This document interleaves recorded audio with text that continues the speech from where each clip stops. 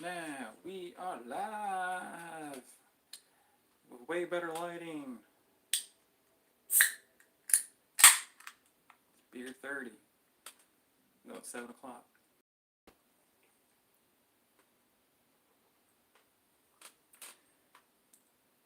I feel like I'm way too close to the blade camera. Alright, guys. I did not get a chance to share this around on freaking Facebook groups like I've done the last two. So, see how long it takes for anybody to get in here.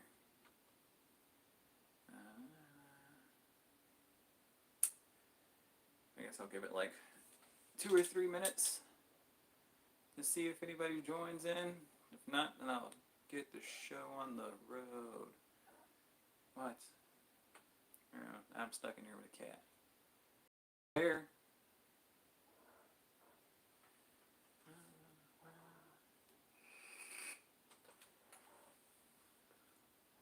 Well, tonight I wanted to go over some stuff on video that got shared with me a few days ago and just go over, I don't know, historical aspects of things, metal detecting, some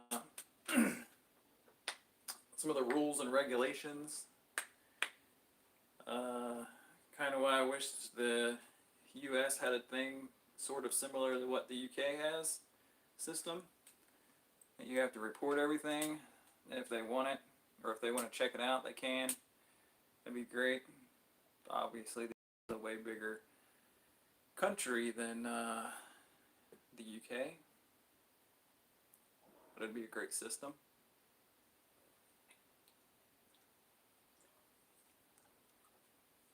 Instead of where in the UK it's pretty much ran over the whole country, United States here would probably have to be ran state by state. That's the only part that would probably suck. It's warming up here finally. We finally found out that we're going to be able to go back to one of our most producing sites that we hadn't been able to go back to for a while because they stopped metal detecting, and now we've found out that they have a permit process. So hopefully we'll be able to get those and get back to some of them sites. They're places we've had big groups, small groups. Never had an issue while we were there. Found some pretty cool, crazy old finds. Place I would like to get back into. We were still finding stuff in there up to the point that they pretty much shut it down. Don't know the whole story on that one, but it was the main park was a park off of a beach where our local metal detecting club would do their seeded hunts in the spring and the fall. And we started metal detecting there a couple of years back. A bunch of other guys saw us out there, and some of the stuff we were finding in videos, figured out where they were and were going. I guess dug really crappy. Bad experience. It is a kind of more, it's north of the city, and it's more rich money area, so gotta be on your P's and Q's. Oh, finally got a person. Woo! Got lighting. Y'all can see me now, not in the dark. Went and bought a little light thing that's, I'm gonna have to figure out how to set it up maybe a little different because it's blinding the holy crap out of me right now. Always here. Polsilver Coin Chicago. Nice. Good to see you in, man. Got a second person on here. Don't know who it is. Oh, we had a second person. Now they're gone. But yeah, found out we're going to be able to get back into up north area. Just got to go and apply for the permit and get the paperwork and be good to go on that front. But yeah, club used to do local club, metal detecting club used to do their spring and fall hunts there. It's me count. Oh, Changed your name, Chris. Didn't know who in the world that was. Nice. Chris knows about that. Maybe if I have free time Saturday morning before I have to go to work, I may go out there and get that permit. Would love to get back to some of those bigger parks up there. We have another park that we know some kind of structure burnt down on, and it's produced good stuff. It's kind of hard to dig. You find a lot of burnt pieces of wood and like window glass and stuff, so it's kind of, you gotta watch yourself so you don't get freaking stabbed by pieces of window glass and stuff that's only like 3 or 4 inches deep. But it's produced some good old silver coins and stuff. So, pretty excited to get back out there. Chris is on here. Had a few questions that I went over that he commented on the posts. And the Detecting Chicago Facebook group where I put up about what we'd be talking about tonight. Don't know how in depth I'm going to get about stuff I wanted to talk about. Like I said, I don't know the rules and laws and regulations for every state and where people metal detect, so you're always the first. So somebody shared this video to me a couple days ago. People have probably seen it. It's blown up all over YouTube. Guy's channel is Depths of History. If you've been in metal detecting for a while and maybe you've listened to the oh my gosh.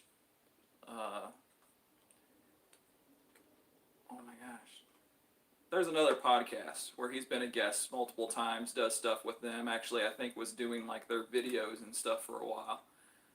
Depths of History started off as a metal detecting YouTube channel.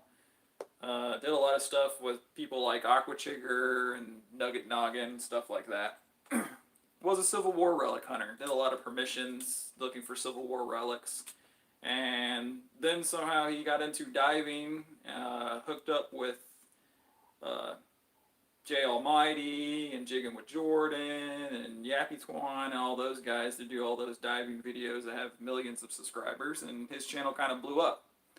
And Depths of History kind of isn't much metal detecting. It's a lot more diving and finding like guns and magnet fishing with some other guys that are down south with him.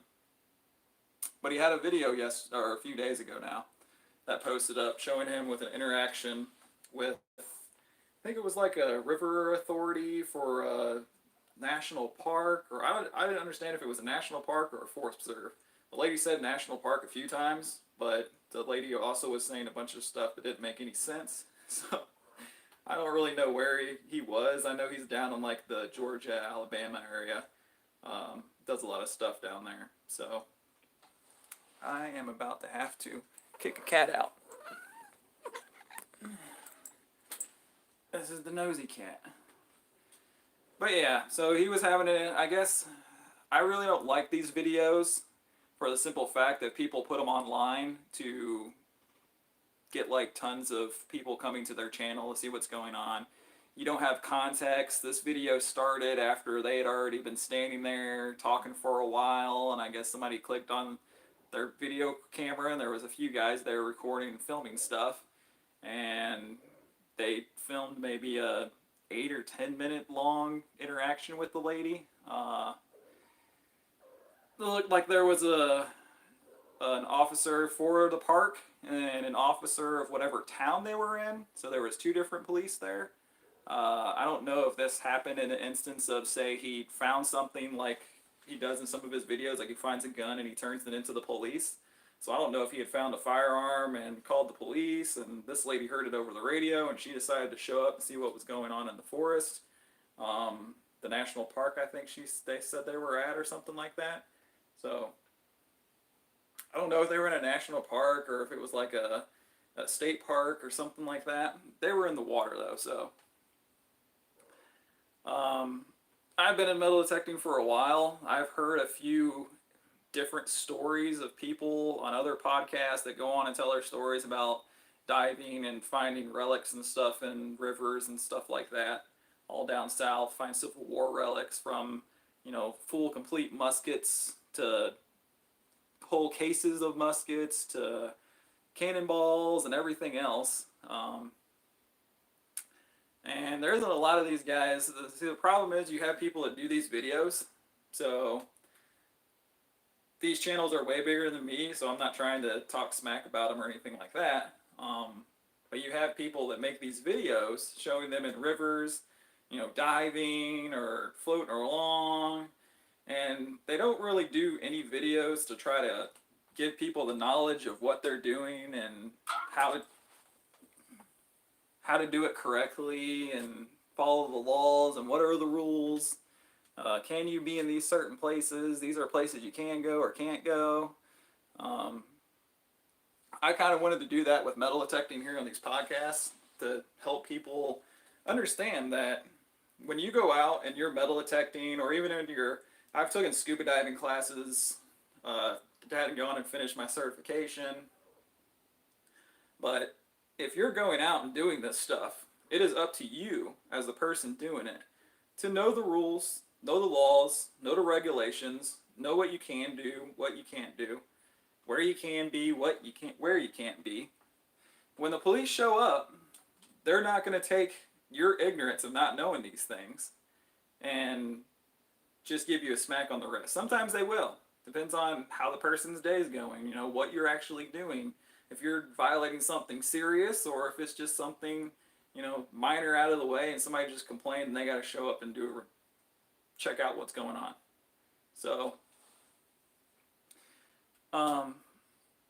yeah, he has started having a conversation with this lady, and she's explaining to him how the one thing that bothered me the most, and that the last few minutes of his video covered with him trying to talk to the lady and understand it, is her way of putting it was that maybe he shouldn't be there diving because she had watched some of his videos and he doesn't know what he's going to go out and find when he dives in the water. It could be everything from trash to, they brought up golf balls, garbage, taking garbage out, which they do, all the way to, say, a firearm that somebody dumped in the river or dumped in the water to get rid of from a crime, or just wanted to dump and throw in the water and get rid of, to a vehicle. There's other channels I watch where they go out and look for missing people and pull vehicles out of rivers and stuff and find people's remains, help solve cases of missing people.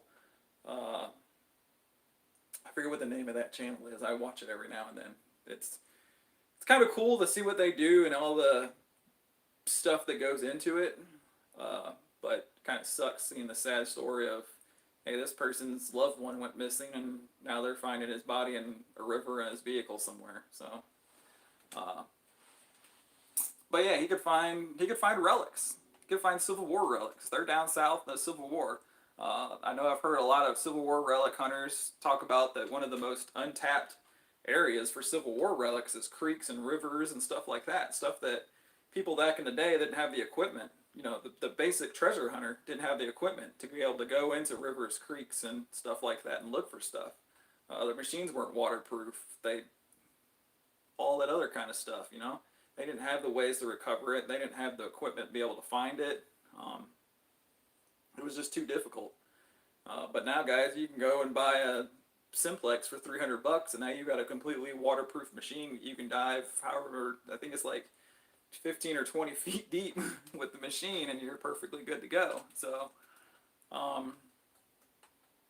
but the thing that bothered me the most, and I noticed irritated him at the end of the video, or the last couple minutes of the video, was she's pretty much explaining to him that maybe he shouldn't be there doing that, even if he's just finding trash, because he doesn't know what he's going to find. From a firearm to a potential murder weapon or a weapon used in a crime, to maybe stolen goods that were thrown in the river, to Civil War relics. And they were like, man, you're not supposed to be removing or relics of historical value. And we'll get into historical value as well, because it's like that is a term that they seem to use. That's a broad range term that they just want to throw on anything, just to be able to get their hands on it. Even when other people find it, it's like, I can go out to a place and pick up a You know, if something's of historical value. So if you're telling me if a farmer's out plowing his field and he plows up some arrowhead points, you know, those are historical value. You know, I go out metal detecting and I pull out a 1850 something coin. You know, is that historical value? Um, Even if you're like on the beach finding gold and silver jewelry, you know, what are they going to classify as historical value? Comes to a point where it's pretty much anything that they think has a monetary value and that you could make some money off of if you wanted to sell it, they want to classify as historical value. Just so they can get their hands on it, and if they can get their hands on it and keep it, 9 times out of 10, they're going to turn around and sell it. Or it's going to go to some museum or somewhere else and get buried in a box in a basement. But her logic didn't make any sense. And the fact that she told him, hey, you know, you could find something of historical value, so you shouldn't be doing it to begin with. Well, I could go to a forest preserve and just walk along the trail, and the trail path that they have there, if I'm walking along and I see, you know, an arrowhead sticking out of the ground, some a weird shaped rock, and I go over there and look at it right off the edge of the trail and it's an arrowhead, I'm not out there treasure hunting, I'm not looking for stuff. I just have an eye to see the thing, and it catches your eye, you know, it's just going to stay there. Anybody can run across something of quote unquote historical value going through these places. Then the funny part that I found is that he asked the lady, he's like, hey, you know, if you know there's stuff out there of historical value, or you think there is, because then her other thing was, hey, if y'all are going to decide to go out there and dive, y'all should get a hold of us. We're going to send somebody out here to watch you and monitor you, and if in case you find something of historical value, then we can take it. Why should he have to do that? You know, if he's out there spending his own time, his own resources, doing his own thing, and not breaking any laws, which we'll also get into that in a minute,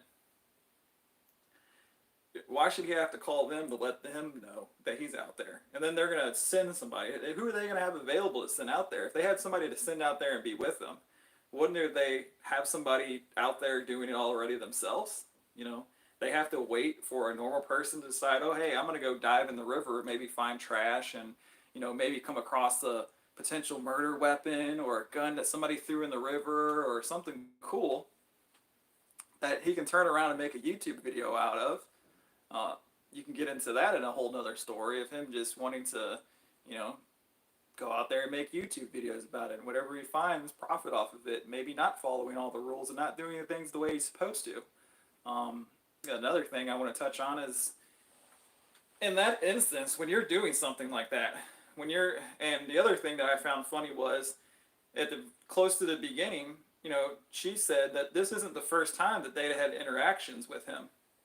So that means that he was doing this somewhere else or at that same spot and interacted with another officer or representative of that park, you know, and they told him the same thing.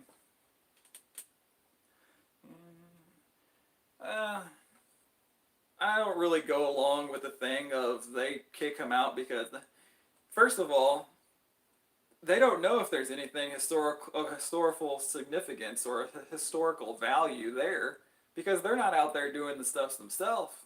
You know, you want to go and, you know, say you want to go, I've had a place that I wanted to go metal detect before. I went there, asked them permission, talked to the people, and because they were on the National Registry, to be on the National Registry, the only, like, quote unquote digging they could do to look for any relics or stuff like that of historical value on the property is they had to have, like, an archaeologist or somebody like that present. And I asked him, I'm like, well, have they ever done any, like, archaeological digs or looked for stuff? And she's like, no. This place has been on the historical registry for years, for probably longer than I've been alive. And they've never gone there to look for anything, you know? Until some Joe Blow goes and finds something, normally archaeologists and stuff around here looking for things like that don't go and do it. They have places that have digs. There was an organization in the city of Chicago. They were dealing with the old Fort Sheridan, where it was a military prison during the Civil War for Confederate soldiers. And at the same time, they were also using that to train some of the first Union black regiments that fought in the Civil War. Um, this organization wanted to be able to find stuff to show the significance of that training camp, of that fort, and training the first Union black soldiers to fight in the Civil War on the side of the Union. Uh, they put together archaeological digs, their own quote unquote archaeological digs. They had a representative there from the city of Chicago, and then it was all volunteers and, or not city of Chicago, but the Chicago Historical Museum, whatever. Um, and volunteers, and then the few people that were part of the organization. I volunteered, came there, showed up, and was like, hey, we're not really finding stuff, but if y'all are going to do like an excavation hole and go down like 6, 7, 8 feet, I have a metal detector in my truck. I have a pinpointer in my truck. I can literally just go through there, and what's to say you just haven't missed something off the edge of the hole that's maybe an inch or two in that my pinpointer is going to pick up on and you can take out. You know, I didn't say, hey, I want a metal detect there, you know. I'll go over the pile that they supposedly sifted that I went through later on after they filled it back in and was finding stuff in. You know, that even if it was just pieces of, you know, pottery, glassware and stuff like that that was in there that was from the time of the fort that they had unearthed, but they didn't really care about it. They pretty much point blank told me that, you know, you're not going to find anything with a metal detector. There's no reason for you to be in here. You know, if you want to volunteer, that's cool. So I spent that day there, and then I haven't worked with them again. I still get emails from them, and you know, I've talked to the head of the organization. Funny farm, what's going on? But yeah, so archaeologists, metal detectorists already kind of don't get along. If we find something that the state or the archaeologists or something like that deem this as of historical value, you're pretty much probably gonna lose it. They're gonna want to know where it was found. You probably have the instance of, I've heard many of stories where, you know, they've claimed that people found stuff on state or federal land that where you weren't supposed to be treasure hunting, and even if you were somewhere around, you know, somewhere else around it, and pulled out artifacts that were on private property, not on the state or federal land, and they ended up coming and getting their whole collections confiscated. Even with documentation of where they found everything. This person been doing this for 30 or 40 years and had documentations and files of exactly where he had found everything. So you always run that risk when it comes to those instances. But my main gripe or complaint that I had about the whole thing is that this is a guy that is now huge on YouTube. You know, tens to hundreds of thousands or views. Don't know how, I didn't even check and see how many subscribers he has. But you're out here diving for this stuff. You know, you're going to these places to do this, to make YouTube videos, to make a profit. He's pretty much turned into one of those YouTube guys. Let's see how big I can grow my channel and, you know, turn it into a full-time job deal, which I'm not griping about either. I would love to do that. You know, that's kind of my thing for this channel. I would love to have this channel grow to where I could make a living off of just doing YouTube. That would be great. Not that I don't want to work or anything, but I love doing this stuff more than I love going to my 9-to-5 job. So I'm not griping about that. There's nothing wrong with doing that or anything. But that's like, when I go out metal detecting, it's up to me to know where I'm allowed to be, where I'm not allowed to be, what I'm allowed to do or not do. When the police show up, especially the police show up and the lady is like, this is not the first instance we've had with you on this. You know, this is not the first time we've talked to you about this. And you still don't know the rules and regulations. You know, if they approach you once, if you say he was out there once doing this and got stopped by them and had a conversation, you know, then it's on to you to go back and do the research and find out, okay, these are the rules and regulations. Have them with you because you know you're going back to these areas again. So when you do get confronted again, you can pull the stuff out and show it to them. There's been plenty of times where we've been out metal detecting places, and we had an instance where we were out metal detecting a park in a city in the suburbs, and a guy come up, said he worked for the park district, didn't have anything on, nothing on his vehicle. Said, hey, I work for a park district. You're not allowed to be here metal detecting. We're like, man, we looked at the park district rules. As long as you're not metal detecting in a baseball field or a football field, you're good. We weren't even in the main part of the park. We were across the street where it was just fields next to where neighborhoods were. That was still part of the park. We ended up calling the police over there, and there was a cop not too far away, right down the street, that had been pretty much sitting there watching us the whole time, or at least had us in view and could see us, and never came over there and said anything. And he came over there, talked to us. We showed him the guidelines, and I guess somebody had complained into the park district. The head of the park district wasn't there for that day because it was a weekend or he had off or something. And they had to call him from his house and have him come out there and apologize to us because he's like, y'all are allowed to be here. Y'all know the rules. The rules are not to be in a ball field, not to be in a football field, a baseball field, stuff like that. We don't want those dug up because people use them. The sports, leagues, whatever they have going on at the park district, use them. And we weren't. So we were allowed to stay there and metal detect, and the guy just looked like a dummy that had first come over there. So when you have these instances where you're approached by someone and you're allowed to be there, you better be able to explain yourself and in a calm, rational way and not get all upset and hysterical and crazy and cause a scene and just make it worse for yourself. But have the rules and regulations there so you can tell them, hey, look, even if they've come and confronted you once.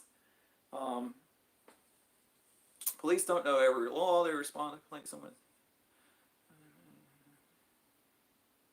And most of the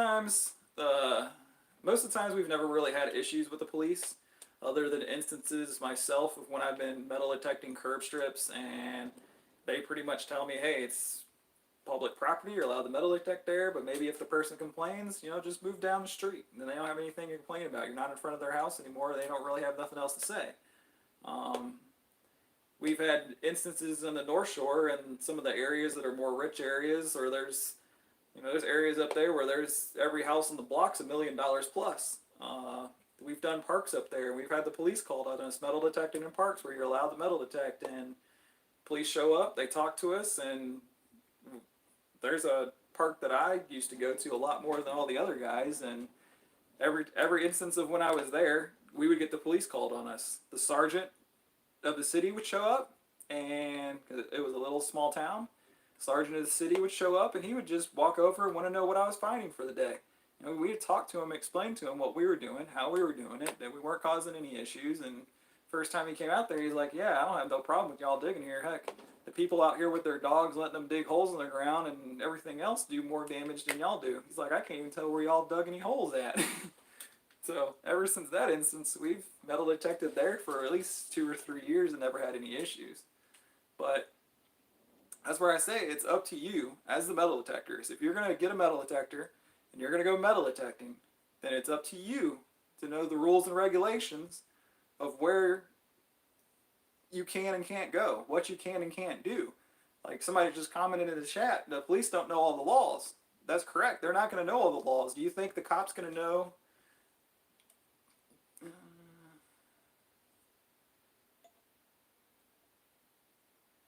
I don't know where you're digging, man, that you got harassed a lot from metal detecting public places. Like I said, we never really get any problems. We go to Chicago parks, we go to suburbs. As long as we know we're allowed to be there and we're not messing crap up, we normally don't have an issue. The only times we may have issues if we've been at a few places before metal detecting, and they've just been like, hey, the police has come up to us and be like, hey, you know what? You guys are allowed to be here. You're not doing anything wrong. But we've gotten like a bazillion calls, and they're still coming in right now while I'm standing here talking to you. Could y'all just pack it in for the day and come back some other time? And we've been happy to do so. We're not going to make their job any harder and inconvenience them, because that's just going to get us the boot and probably get it made where somebody's going to turn around and be like, well, hey, let's make it where these people can't come here anymore. But yeah, it's up to you to know the rules and regulations. The police ain't going to know all the laws. If the police department gets a phone call, somebody's in the park, they've got a shovel, they're swinging around this machine thing, they're digging holes in the ground, digging stuff up. A lot of times the people who call don't even know what you're doing and don't know how to explain it to the police, and they have no freaking clue what's going on when they show up. But a cop that's a normal beat cop around the streets probably isn't going to know whatever the rules and regulations are for metal detecting. I've had instances in Chicago parks where they're smaller parks, but they have a park building and they have somebody there for the park district that runs and manages that park. And they didn't know the rules and regulations for the park district. So I've had to have conversations with them and show them stuff I was finding and how I was digging. And after that, they would go talk to somebody, or they'd be like, okay, well, hey, let me go look some stuff up. And, if it's not an issue, I don't see any issue with you being here. Also, a lot of people got to understand that it comes down to the discretion of where you're at metal detecting, if they want you there or not. You may go to a town and metal detect in a park where you're allowed to metal detect, but they get so many complaints, or, hell, you could have a cop show up that just has you don't know what he's dealt with before he had to come deal with you. He may have just left the scene of a freaking drug deal gone wrong, somebody dead, a shooting. You have no clue what that guy's dealt with throughout the day, and he just may get around to you and just not want to hear it. So you got to be able to read these situations and be able to talk to people. A lot of people talk about, well, the whole thing on permission. You may be able to talk to people. Well, believe me, I pretty much imagine that we've had instances where we've gotten permissions, and I've done a lot. We've had to do a lot less talking to people to get permissions than we have to do a lot of times when the police show up, or somebody in a park walks over to ask us, hey, what are you doing? You're not supposed to be here. You're not supposed to be doing that. And you get up and you stop metal detecting and set your stuff down and have a conversation with them and explain it. So it's not just talking to people to go get permissions. If you really can't talk and explain stuff and, be cordial to someone when you're talking to them, you're going to have a lot of problems in the hobby other than just trying to get permissions. That's just from what I've seen and what I've experienced. But yeah, so, the video, is a lady talking a bunch of crap that she doesn't know anything about or whatever like that, and the whole deal of it's a public waterway, but we patrol it, and that's our area to patrol. But it's like, we've had instances here in the city where I've known of an instance where people were metal detecting creeks and rivers that went through forest preserves. Now, in our area, you can't metal detect in forest preserves. The problem is you can metal detect in a creek or a river. Your problem is going from wherever you park your vehicle to getting to that creek or river. If you've got to go through a forest preserve to do it, if you get caught, you're going to get fined. It doesn't matter if you're metal detecting or not, or just walking your equipment. I've known instances of guys in there metal detecting a creek or a river, and you can be in the creek or a river, but those guys sat there and got watched for an hour or two as they went down by the Forest Preserve police, hoping that they would get out of the water and get up on the land so they can find them. So most of the officers, Forest Preserve officers around here, know the laws pretty well. But yeah, there's a whole incident maybe a year and a half ago now, where some guys that were really popular for hunting creeks and rivers and forest preserves ended up getting in trouble and going to court facing fines and everything else, and everything in that case ended up getting dropped. And a month or two afterwards, we ended up finding out that they can't stop you from hunting creeks and rivers through the forest preserve. That's if it's a navigational water, meaning anything from a boat to a kayak to a canoe, anything like that can go through there. It's navigational water. It's not regulated. owned or anything by the Forest Reserve. That's up to the DNR. The DNR has no rules, as far as I've been able to find, for any place where you can or can't go metal detecting in a creek or a river, as long as you're not impeding the navigational lanes of the river or creek. Now they can take that to mean that they show up and maybe they have issues with you getting into it with some kayakers that come through and you're in the water and they're trying to get around you and y'all have an issue and they, float down a little bit away from you, get off the river to the side and call the DNR, and they show up, then you're gonna have an issue with them. That could be used to say you were impeding the navigation of the river, the creek, whatever it is. So there's ways for them to get around some of these laws if they want to.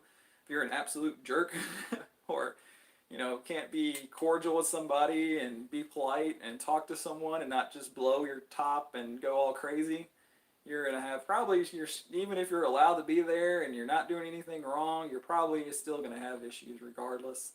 You can take that for anybody. Put yourself in their shoes. If you was to show up somewhere to talk to somebody just to see what's going on, what kind of issues at hand, and these people supposed to be here. They doing what they're supposed to be doing, not doing what they're not supposed to be doing. And you get there and the person just starts being berating and going crazy and saying all different kinds of crazy stuff to you and yelling at you and everything else. If I was in that person's shoes, that doesn't matter who they are. I'm not going to be very happy about it, and at that point I don't give a crying crap what the hell you're probably saying. I'm probably going to find out or pull any kind of freaking thing to get you out of there. That's just the way I look at it, I always try to treat people the way I want to be treated. If somebody comes up to me and they're going to talk to me and be respectful and be, polite and just have a conversation and talk, perfectly fine with that. I'm not going to have somebody just walk up to me and try to talk to me and I'm just going to go crazy and snap out on them. So when it comes down to metal detecting, treasure hunting, diving, whatever you want to call it, whatever you're doing, learn the rules and regulations. It doesn't matter for where you are. There's instances around here where the city of Chicago has different rules than the small little towns around in the suburbs, and some of those suburbs have different rules than the other ones. One here you may be able to metal detect in anywhere, any park, whatever. The next one over, you may not be able to metal detect at all anywhere. So if you go over 5 blocks and you go from one town to the other, and you don't know what you're doing, you're going to end up having an issue. There's no way around it. You need to know the rules and regulations for whatever you're doing, man. A lot of places clearly state them online, on their own websites. It's not pretty hard to find. You can always look at state and federal laws depending on what you're around. Like I said, I didn't understand if he was around a national park, a state park, or something like that.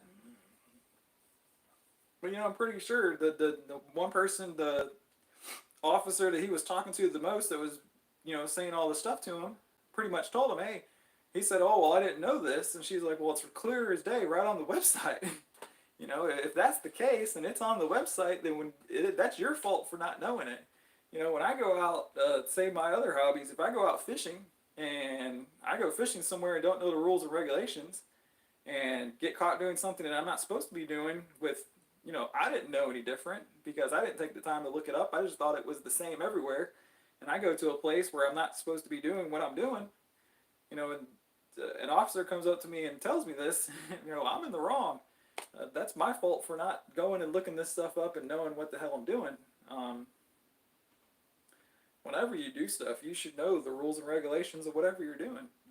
It's pretty nowadays with the internet and every place having its own website and all the rules and regulations. If it comes down to like a city or a state or a federal regulation or rule or something like that, it's all on their websites. It's not that pretty much hard to find, and if you're in the right, you know the rules and you know the regulations, and you're not doing anything you're not supposed to, you can present that stuff to them, or you can tell them, well, hey, look, this regulation here, this rule here says I can be here doing this. as long as I'm not, say, doing this other thing. I can be here, metal detecting as long as, like the instance for us, hey, we can be here metal detecting in this park as long as we're not metal detecting in a soccer field, a football field, a baseball field. We're off anywhere, nowhere near any of that stuff. We can do this. We're not causing you.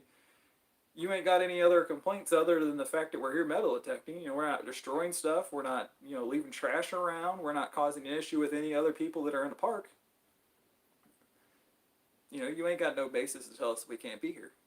We're not doing anything that violates any of the rules that y'all have in place. So if you know those things and can talk to these people about them and, explain yourself, not just be like, oh, well, I didn't know that. Hey, that's not going to get you anywhere. 9 times out of 10, you getting confronted by some kind of park authority or police or, anything else and telling them, oh, well, hey, I didn't know that. Now they're going to sit there and they're going to try to figure out every little thing that they can try to get you with, Yeah. Always, your best thing is that even if you go onto their website and you can't find any rules or regulations, you can always go to, there's always contact information. There's email, there's phone calls, there's offices.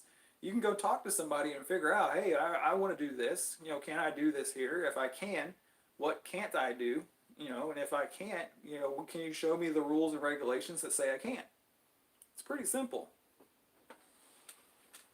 If you're going to take the time to spend the money to get the equipment, to spend your time going to these places, the gas, the food, the lodging if it's further away, and you can't get back home in the same day. You travel to another state to go do something, and you get there and you've wasted all your time, and you're there for 30 minutes, and somebody comes up and they're like, hey, you're breaking the rules or you're breaking the laws or regulations, and you can't be here doing this. You've wasted all that time. Even if it takes you a day of calling around or emailing and going back and forth with these people and figuring out what you can and can't do, it's going to save you a lot of time and a lot of hassle. It's things you should know. Stuff that I always look up. There's some times where some of the guys I metal detect are like, hey, let's just go off to this town and go metal detect some of their parks, and I'm like, well, hey, the first thing we need to do is check and see, can you go metal detecting in their parks? If it's not in their park district rules or regulations, there's nothing there that talks about it. Hey, let me call and ask somebody. I don't want to drive 3 hours somewhere to maybe go metal detect in some old town, but then show up there and end up the sheriff pulls up fucking 5 minutes after we get there and we get the boot. Then you could be facing fines. You could be facing your equipment being taken. There's instances in some like state and federal properties, if you're on them, you can lose everything. They can take your equipment. They can take your car. They can come search your house and take whatever they deem as treasure-related items. It's all kinds of stuff, man. Then you're looking at fines. You're looking at the possibility of having to go to court, maybe face charges for stuff. It's a whole lot of crap to deal with when you can simply nowadays with the internet and a phone sit there and figure out what you need to know for wherever you're going and whatever you're doing. And say maybe you go and you call the park district. You're like, hey, I looked in your rules and regulations. It doesn't say anything about metal detecting. I was thinking about coming to metal detect a park in your town or in your park district. Do you know the rules and regulations for that? If that person don't know, 9 times out of 10, you're just going to get Billy Bob or Sue that's sitting at the front desk or in an office somewhere that may not know the rules and regulations. They're just there in a regular 9 to 5, work for the park district, just a regular Joe Blow. And they ain't going to know, well, hey, can I speak to your supervisor? It's not that hard. It's just I hate these videos that get posted up. And the thing that irritated me was like, it was so important to film this and then hurry up and get it posted online and get all these views and all these comments and everybody riled up about it, but we don't know the context of what was going on because when the video starts, they're already sitting there with a normal police officer and then the park officer. What was going on before the video even started? What was the end result of that? When he cuts off the video, they're still standing there talking about stuff. What happened afterwards? Did you say did he say like, oh, they cut the video off, and he's like, oh, I understand that, we're in the wrong, sorry, I won't do this again. And then he's posting the video, making that person look bad, and him being in the right and getting all these, views and shares, and people being like, oh, look at this, another cop lady, cop Karen going all crazy on somebody just trying to take trash out of the river and maybe find like a bullet or somebody's gun that they thrown in there that could be turned into the cops to help solve a crime. But we don't know, we don't have any context for how the whole thing ended or how it even began. Uh, like I said, did the whole thing begin by him finding something in the river, calling the police to give it to them or have them come get it, and she shows up and decides to tell them, yeah, you know what you found is something that you shouldn't be taking out of the river. If you find it, call the authorities and we'll come get it. We don't know what it was or what was going on.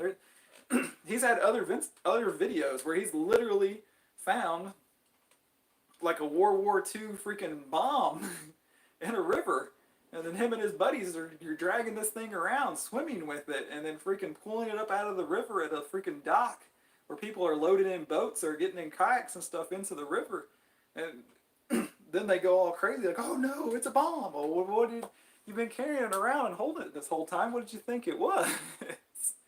They get to the freaking ramp and they're like, oh, maybe we should call the authorities on this. This may be like an actual live something that could blow up and hurt us or hurt somebody else. It's like, man, what are you doing? There's some instances, I love watching some of those guys' channels that do all that stuff, but there's some of the stuff that they do for dramatics and they get, I wouldn't call it clickbait, but to just like get more views on the channel and hype it up and to grow and freaking get their stuff shared places and people just be like, oh, look at this. Dude, I've done it before. I've seen a video, saw something crazy and shared it to some of my buddies, be like, hey, check this out, man. This guy did this. This is some crazy shit. And the next thing you know, it's being shared everywhere throughout a whole community, I'm pretty sure. Nice. Nice. I have some experience doing that, man. There's a place in the city where an old amusement park used to be that I've gone to quite a bit, and I've tried metal detecting in the water there. I've literally been another instance of me knowing, looking up the rules and regulations and knowing where I could be. I was metal detecting in Chicago Park, where an old amusement park used to be, and used to go there to dig out old bottles because it was amusement park. Before it was an amusement park, it was a shooting range for Prussian War veterans club that started there that had come over from Germany and stuff after the Prussian War. Was this dumping site before then, was the main wagon and horse route from into the city up to go to Wisconsin and the North Shore above Chicago. Oh, I have a spot where people love throwing coins in the water. I can sit there for... How's it going, Rachel? But yeah, I have another spot where I could go and just dig modern clad out for ages right off of rocks that people throw in there. But so this place that I metal detected, amusement park, had a whole bunch of history. I would go there and find old bottles. You literally walk along the slope down to the water and along the water's edge, and there's just pieces, shards of bottles and plates and everything else down there, and found coins and other stuff there. And my thing was, man, you could see pylons where the old docks and stuff used to be that went out into the water. Went home, looked up the rules and regulations. As long as if I was in the water, and had also seen signs along the water there saying, hey, you may not want to go in the water. Pretty much the city pretty much saying, hey, you may not want to go in the water here because it's, could have contaminants or pollution or stuff in it that can cause you harm. So part of this park district also has a rowing school where you go out there and they teach rowing, and they have like the row boats for like how you see like college competitions and stuff like that going down the river. And they would see me out there, no problem. And then one day I'm out there freaking, chest deep in the freaking water off the side. No, this is a navigational waterway, so boats and stuff can go through here. Kayakers could go through here, canoers, every kind of stuff like that. It's Chicago River. But I'm chest deep in the water, metal detecting out there, digging holes like 3, 4, 5, 6 feet deep, and freaking pulling out bottles and broken bottles and shards and everything else. Because it was always good to go there when it rained or the snow melted and stuff got washed down the slope, and it would normally be along the bottom, along the water's edge. But my whole thing was, well, this has been doing this since 1800s. It was a dump place back in like the early 1900s. Late 1800s. So what all has already got washed down and is just buried in the freaking edge of the river in the banking, that's underwater. I'm not out in the navigational part of the waterway, staying away from the middle, just doing the sides. Rowboat. Some people call that mudlark. Yeah, they do. I would love to do that one day over in the UK. If I went to the UK, it would be to find Celtic or Roman and to do some of that mudlarking. That would be cool. Mudlarking takes a lot of experience, and they have tons of rules and regulations of what you can and can't do, and you have to go through like a gradual permit system that like lets you be able to do more and more stuff up to where you can actually like metal detect out there in certain spots. Most of those guys, I follow a few of those people at Mudlark on and post stuff on Instagram. So a lot of those people are just walking through and just finding stuff that's sticking out of the dirt or just sticking right on the surface.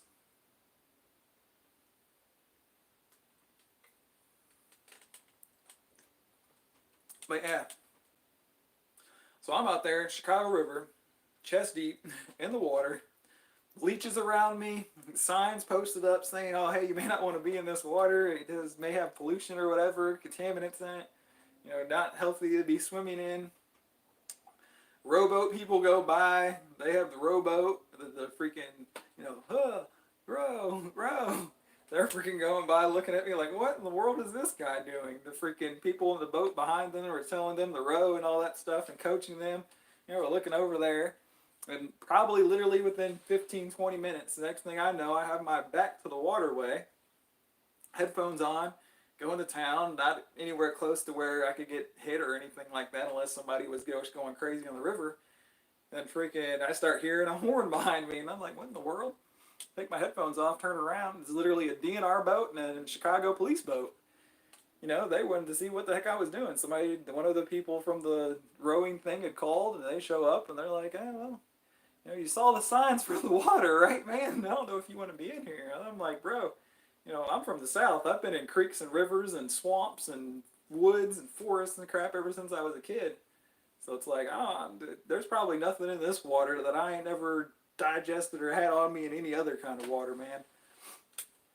When I was a kid, it was get home from school, change out of your school clothes, put your freaking outside clothes on, throw your shoes on if you wanted to wear shoes and go run around the whole freaking neighborhoods and woods everywhere. We were into everything. Walking up and down creeks as kids, floating along rivers, doing all different kinds of crazy crap. So, pretty sure Chicago River ain't got nothing worse than anything else that I've ever dealt with in my life. So they're like, oh, well, just stay out of the navigational way. If somebody comes through and you may think you're in the way, or, they say something, back up, go back to the banking and let them go through and you're fine. They left, and I was like, yeah, I ain't doing anything I ain't supposed to be doing. I'm not in the navigational waterway. I'm not impeding anything. There is no rule that says I can't be in here. I've got my freaking wetsuit on. I've got headphones, metal detector, all my equipment. Filling in everything. I'm taking out all the trash I find, all the iron and stuff, because I ain't going to leave it in there. I don't want to dig it up more than once. I'm on a farm in upstate New York by the Fingers Lake. Nice. Man, y'all give me 1 second. It is so bloody hot.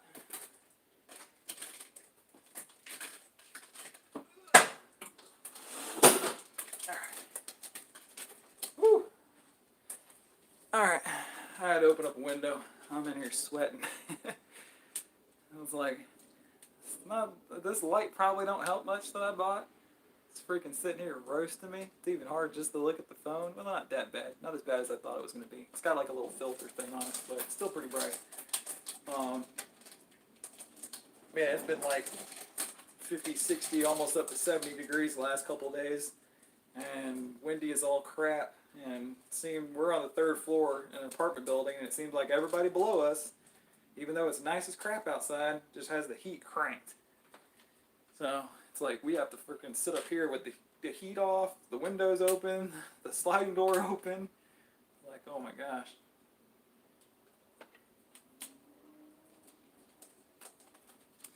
But yeah, so it's like, know the rules and regulations for places. I really don't like these videos that you don't have context for. Like I said, we don't know what was going on before the whole video started, because there was already two officers there, one a regular police officer, one the forest officer, a group of their guys there talking, and like there's no context of why they even got called there. Maybe they were doing something they weren't supposed to be doing, causing a problem with somebody. Somebody saw them doing something they weren't supposed to be doing. Maybe they had called the police to turn in a firearm they'd found, or something like that, or something they thought was dangerous that the police would want, or something that may be related to a crime. They've posted many videos of, finding safes and stashes of stuff that criminals have thrown into the river to try to hide and be able to come back and get them, and never do. They get caught and the stuff just sits there, until they come along and find it, and then they give it back to the police. So there's just no context. You don't know if they were doing something to try to help the police and return something or give something to them that they thought was dangerous or could have been used in a crime. You don't know if they got called on and the police showed up and they were doing something that they weren't supposed to be doing, or the police officer got called there, didn't know what they were doing, if they were supposed to be doing it or not, and decided to call the forest officer. She's in the wrong for the way she acted. The way she acted with them wasn't professional, but you don't know what she's dealt with throughout the day or in her life, period. She could be having the shittiest day of her life, and her husband left her, or took the kids, and the dog died, and the house is mortgaged 2 times, and they're going to lose the house, and they're $10,000 in debt. You don't know. So we don't, like I said, we don't have any context for these situations. I watch other videos that deal with like police interactions, and I really don't like the ones that just start off like with somebody doing something crazy, whether it be the person or the police officer. It's like you don't have context for this stuff. If we're not there, we're not there. We're watching this on YouTube. We don't know what's going on. You don't know what led up to this 10-minute clip that maybe she has depression. Maybe she's going through some kind of mental problem or breakdown or something like that. You don't know. Maybe she's on medication. She didn't take her medication that day, and she's having issues. But then again, maybe she states that they've dealt with him multiple times and have explained these situations to him, and yet here they are having to deal with it again. If it's that person, or if they're having multiple issues with this, and they're still having to come and get called and deal with him, that would make them frustrated too. So maybe she's just frustrated for the fact of, hey, this isn't the first time we've had to deal with you. We've explained this stuff to you and told you this stuff, and yet you're still doing it. You're not providing us with anything that you've gone back and maybe looked up or talked to somebody, or talking to somebody and gotten a letter from them saying you can do it, or that you're not doing anything wrong. And they're having to come deal with you multiple times on the same issue, and they knew him before she even asked him his name. Another wrong thing she did was took a photo of his identification. It's like, even if it's a personal phone or a phone for her police department, she ain't supposed to do that. They can ask you for your ID but not take pictures of it. There's no reason for her to have to have his photo of his ID in her phone for any reason. But it's like, that would be, maybe she's frustrated because of that. They've had to deal with him multiple times. He's not giving them anything else, telling them, well, hey, I talked to your supervisor, or I talked to this person that's like the head of the freaking park district or forest or whatever the heck it is where he was at. And they told me I wasn't doing anything wrong. And if you need me to, I got paperwork right over here in the truck where they sent me like an email or something saying that I didn't do anything. That I'm allowed to be here doing this. If you ain't providing that, and you're still getting confronted by these people for doing the same things, they're only going to get more and more pissed off at you the more times they have to talk to you about these things that you've already been talked about before, and you're not telling them anything different, or you're just telling them, well, I didn't know that. I didn't know that. I didn't know I wasn't supposed to be doing that. Well, dang, that's frustrating. In my personal opinion, here's another thing. When it comes to rules and regulations, it doesn't matter what they tell you. If it's their rules and regulation, or if it's the law, your personal opinion doesn't matter. You know, if you think if their rules and regulations is if you find something of historical value, or which something from the Civil War would be of historical value until they deemed it wasn't, you know, or they didn't want any interest in the item. If you reported it and they didn't want any interest in it, or they say it isn't important, then that's a whole other thing. But you say go and you find a stash of Civil War stuff in the river, and it's an area where you know you're not supposed to remove anything, you should be reporting it, and you don't. And even if you're just taking it off the floor, the floor of the river, bringing it up onto out of the water, taking video photos or whatever of it, and then putting it back, you know, you've moved those items. There's no saying that you're going to get it right back where it is, or maybe you've disturbed it on the river bottom, and now it's going to float, you know, 5 miles down the river, getting bumped along and broken up and destroyed. If it's their rules and regulations, no matter if you don't agree with it at all, don't like it, you know, it isn't something that you would agree with, that doesn't mean that you can violate those rules or regulations or those laws. Those are the ones that's there. That's like me going to a town where they've explicitly have, there's if I was to go to freaking Skokie, where they have literally signs posted when you walk into their parks that say, you know, no metal detecting. Metal detecting is not allowed. You're not supposed to be in there metal detecting. It's posted on their park district website. It's in their rules and regulations. There's been plenty of people that have been told this, and most everybody knows. And I go there and I'm metal detecting, the police roll up on me and I'm like, oh yeah, I know I'm not supposed to be metal detecting here, but I don't agree with that, you know? I don't support that. I don't like it. That doesn't matter. It's the rules, the regulation, or the law. It doesn't matter if you agree with it or not. It's still, you still got to follow it. No matter if it sucks or it doesn't, you know? Those are things that need to be changed in other ways. You know, if you don't like it, if you don't agree with it, you know, try to figure out a way to change it. Find out who you can talk to. Maybe you can talk to somebody and get permission to do it just in a more regulated way that, you know, you wouldn't have done it that way to begin with, but at least it gets you in there to do stuff that you wouldn't be able to do at all. I have to call Skokie Park District. Maybe they changed the rules. We've never gone to Skokie. First time we went to Skokie, we pulled up at a park, and they literally, within like the one block, 3 different signs were posted that said no metal detecting. If you go on their park district website, it literally specifically says, like, it doesn't say like in some park districts you may look up the rules and regulations. It says you're not allowed to disturb the grass, remove it, you know, disturb plants or trees, and sometimes they try to use that to stop you from metal detecting. You know, it literally said in there, you are not allowed to metal detect. Now, maybe they've changed that since then. That was, I think the last time we tried to go in Skokie was 2 or 3 years ago when we were up around that area. Once we found that out, we just avoided it. We had we had too many other places we could go to with no problem that were producing way more better stuff, so it wasn't even worth the hassle of trying to stay there.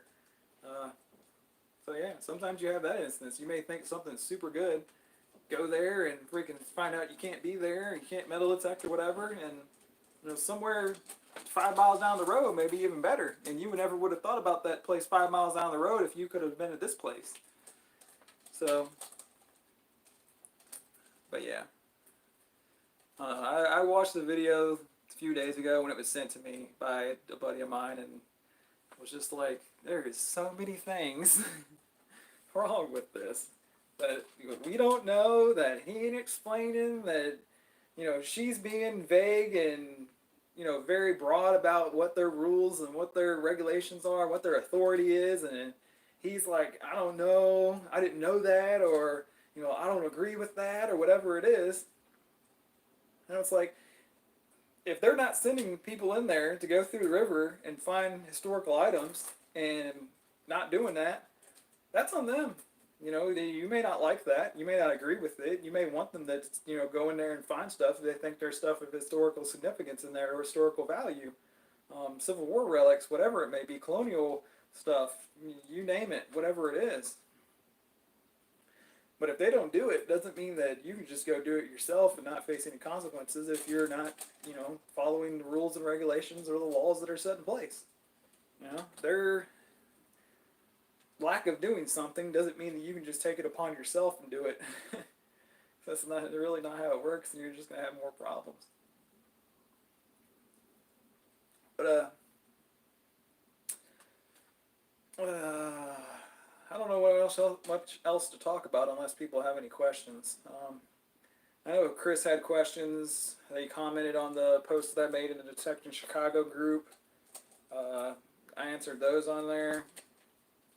I don't remember what they were, and they're on my phone, which I'm using to make this, so can't look. I just wanted to talk about some of that stuff. There's so many instances of you see people, doing stuff that makes metal detecting just harder for everybody else, man. It's like there's already like I don't know how many times I've had the issue of somebody walking up to me and being like, "Oh, hey, what treasure are you finding? Whatever good stuff you find, I want half." Or you're just here to find all the treasure and stuff people have lost, and you're taking advantage of people that have lost stuff that may be precious or valuable to them. And it's like, there's already a stigma of that around the hobby of metal detecting. But it's like, why are you going to go, out of your way to do something you're not supposed to, or you haven't even bothered to find out if you can do, and just make it harder and worse off for the rest of us?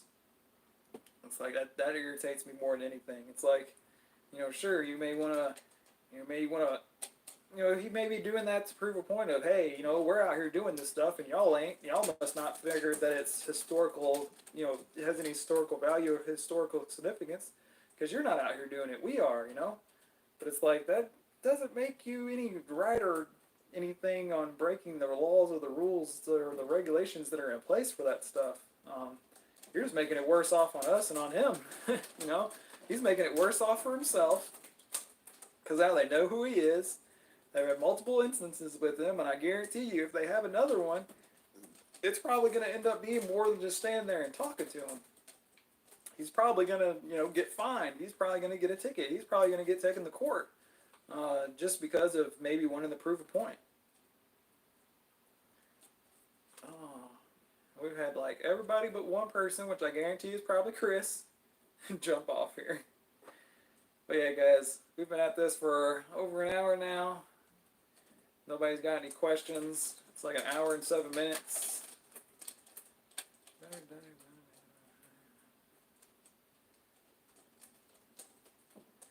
Well, yeah, nobody got anything. Then like the next 2 minutes or so, we'll cut it off at an hour, 10 minutes.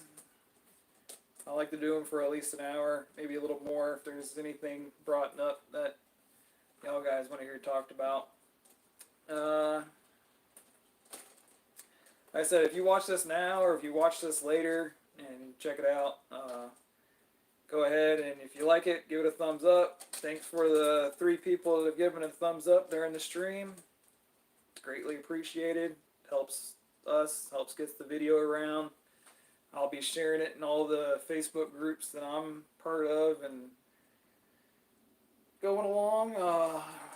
Like I said, it's freaking warmed up around here. Everything's thawed out. Metal detecting is going to be good. Fishing is going to be good.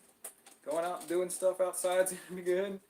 So I'm looking to purchase some new video equipment here in the next week or so. And after that, it'll be out making videos and getting some videos edited and posted up for you guys. We're almost at the minimum requirement for me to put the channel in to get monetized. So once that goes through, probably after this video, so by the end of the week, that'll be good to go. I'll be able to apply for that, start cranking out videos, and we'll be able to get this thing cranking. I want to, last year my goal was kind of, focus on social media stuff on Facebook and Instagram and stuff like that and grow that, and I did pretty well. grew a lot of that stuff up pretty good, and this year it's going to be focusing on the YouTube.